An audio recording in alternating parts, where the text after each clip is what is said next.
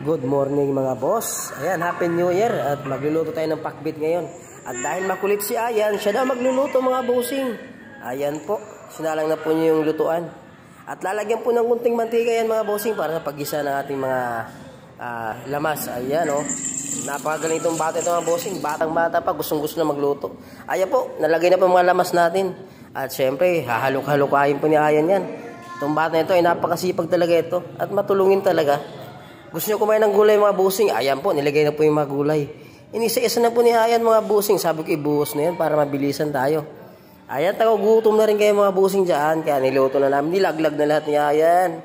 Ayan po. Pakbit po yan mga busing ha. Pakbit po yan. Ayan. Ayan po. Hinalo-halo kayo. Pinagpalo-palo pa niya ang gulay. Ayan po. At syempre mga busing, maglalagay tayo ng tuyo dyan. Ayan po, ang tuyo binuhos na. Medyo naparami yan mga busing. At may magic sarap yan para masarap talaga. Lagyan na rin ng konting tubig mga busing para hindi matuyuan at hindi mag-alat ang ating niluto. Ayan po mga busing. Napakagaling talaga ni Ayan mga busing. Ayan po. Malapit na maluto yung mga busing at minikos-mikos na po. Ayan, tinakpan na. At mamagikin yan, maluluto na. Ayan o. Ayan.